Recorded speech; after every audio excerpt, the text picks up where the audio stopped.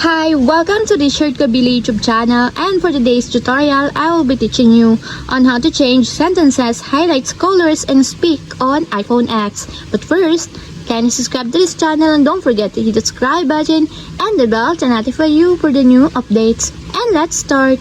Using your iPhone X, from your home screen first, go to Settings. Then in the Settings, scroll down and find the Accessibility and then Top. Then in the Accessibility, go to Vision section and then tap the Spoken Content. Then in this part, in the Spoken Content, scroll down and then find and tap the Highlight Content. Then in the Highlight Content, go to Highlight Color sections and then tap the Sentence Color. Then in this part, in the Sentence Color, you can now change the color that you want for your sentence highlight.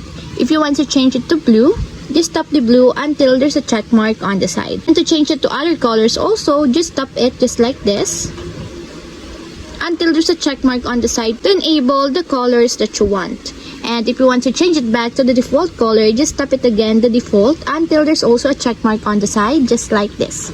And that's what we have successfully changed sentences, highlights, colors, and speak on iPhone X. If you have a question, kindly comment down below and don't forget to hit the subscribe button and the bell to notify you for the new updates. And thank you for watching!